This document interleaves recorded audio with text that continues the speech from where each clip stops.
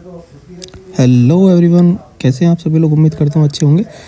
सबसे पहले मैं यहाँ से आपको बोलना चाहूँगा, आप अगर मेरे चैनल को फॉलो करते हैं, आप चैनल को सब्सक्राइब कीजिए और अपने दोस्तों के साथ में इसको शेयर भी करें प्लीज़। क्योंकि क्या चैनल का रीच कम है और रीच कम होने की वजह से अंदर से मोटिवेशन नहीं आ पाता है वीडियो बनाने का। चलिए खैर, आज शुरू करते हैं आज का एपिसोड। क्या बोलती है मार्केट। कल पे लास्ट डे जो ट्रेडिंग सेशन था वहाँ पे 22,959 के लेवल में मार्केट क्लोज हुआ था। और अगर आज उसी के आसपास में 3.4 पॉइंट का कोई गैप या गैप डाउन ज़्यादा मैटर नहीं करता है, उस पर मार्केट ओपन होता है। फिर उसके बाद में यहाँ से डाउन ट्रेंड दिखाता है करीब 900 के लेवल का, फिर यहाँ से एक अप मूवमेंट देता है करीब 940 तक का, और फिर मार्केट फ्री फ्लोट कर जाता है 22,800 के लेवल पे। यहाँ के बाद से मार्केट रिकवर करता है, एक हाई बनाता है और क्लोज करता है आपका 22,945 के लेवल पर। अब यहाँ पे अगर क्या देखें, ये देखिए, ये एक ऐसा जिगजैग टाइप एक शेप बनाया मार्केट ने, और ये ठीक है, ये काफ़ी हद तक ठीक है, जस्टिफाइड है। अब सबसे बड़ी जो चीज़ है मार्केट में, मार्केट ने एक जो जोन बनाया हुआ है 23,500 का जो लेवल है, ये जब तक इससे ऊपर ट्रेड नहीं करता, मैं मार्केट में तेज़ी की उम्मीद अभी पे नहीं कर रहा हूँ। मार्केट भी क्या करा, मार्केट ने भी एक जोन बनाया हुआ है, ऊपर की तरफ 23,000 का लेवल है, नीचे की तरफ 22,750 मान के चलिए, 22,780 का एक लेवल है। इन दोनों के बीच में मार्केट ऊपर नीचे झिकझक कर रहा है।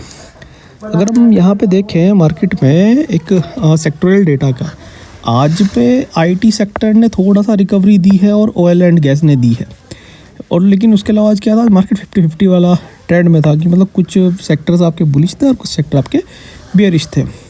सबसे जो गंदे पिटे वो इंडस्ट्रीज़ कह लीजिए, एफएमसीजी कह लीजिए, ये दो सेक्टर बड़े गंदे पिटे हैं। लेकिन यहाँ पे एक छोटी सी चीज़ देखने वाली है जो कि निकल के आती है डेली डेटा पे ना निकल के वीकली डेटा पे आते हैं। वीकली डेटा पे कुछ सेक्टर्स में रिकवरी आनी शुरू हुई है। ये रिकवरी काफ़ी लंबे समय बाद आई है। अगर मैं नेट बात करूँ तो ये वीकली डेटा है, तो नेट में अगर हम इसको वीक के अकॉर्डिंग देखें तो निफ्टी एनर्जी में थोड़ी सी रिकवरी और निफ्टी मेटल में थोड़ी सी रिकवरी आपको यहाँ पे देखने को मिल रही है, और इसी तरह से बीएसई पावर और ऑयल एंड गैस में, ठीक है ना। आईटी अभी बिल्कुल पिन पॉइंट पे बना हुआ है, कभी तेज़ी आ रही है कभी मंदी आ रही है वो, लेकिन ये तीन सेक्टर अभी आप कह सकते हैं सेलिंग में है। मेन बेसिकली नीचे के तीन, निफ्टी ऑटो हो गया, निफ्टी एफएमसीजी हो, निफ्टी मीडिया हो गया, इस तरह से BSc capital goods, BSc telecom और बीएससी इंडस्ट्रीज़, ठीक है। बाइंग में कौन सा, एनर्जी मेटल फार्मा, ठीक है ना। एनर्जी मेटल फार्मा ये सेक्टर आपके अभी पे बाइंग जोन में है, ठीक है। इसके बाद हम लोग बात करते हैं एफआईआईज़ के डेटा की। तो एफआईआईज़ ने आज भी नेट सेलर बना हुआ 4786 करोड़ की आज सेलिंग की है। उसके रिस्पेक्ट में 3,072 करोड़ की बाइंग की है।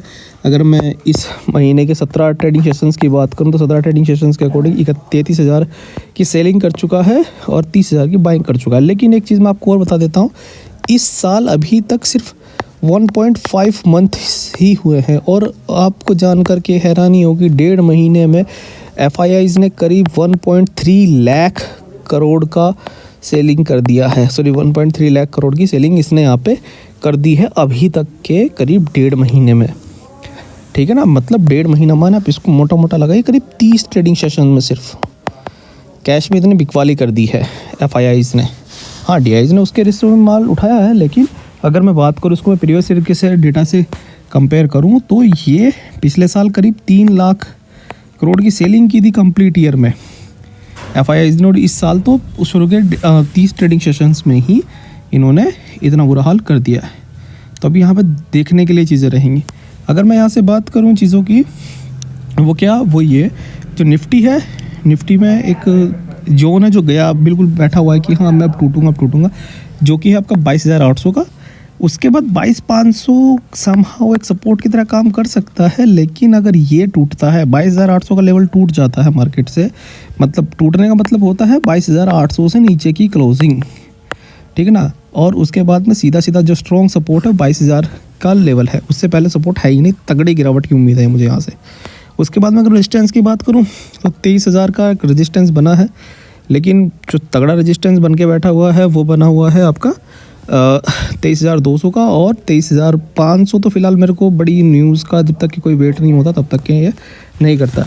अगर मैं चार्ट पे देखूँ यहाँ पे तो ये देखिए, ये वाला एक जोन है समहाउ जो कि ये बना है यहाँ पे, ये 2 से 3 ट्रेडिंग सेशन बस ये यहीं पे बन रहा है।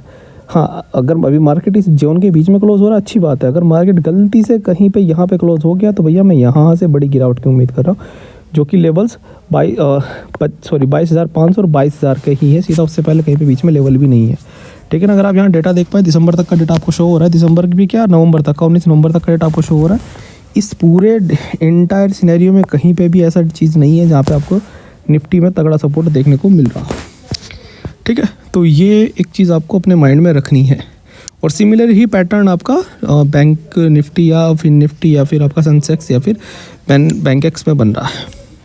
ठीक है, अगर हम लोग बात करें, अरे 52 वीक हाई है ही नहीं भाई, यहाँ तो बीच में जीरो नील बटे सन्नाटा कुछ है ही नहीं। मैंने निफ्टी 500 तक सर्च कर लिया है, कहीं भी मेरे को एक भी शेयर ऐसा नहीं मिला जो अच्छी खासी तेजी में हो। हाँ, निफ्टी लो में कौन सा है, Varun beverages, Godrej, Canara bank, railway में IRFC, ठीक है ना, सॉरी IRCTC, उसके बाद में Bharat electronics, Bharat heavy electricals, ठीक है, BHEL जिसको हम लोग बोलते हैं, उसके बाद में जियो फाइनेंस।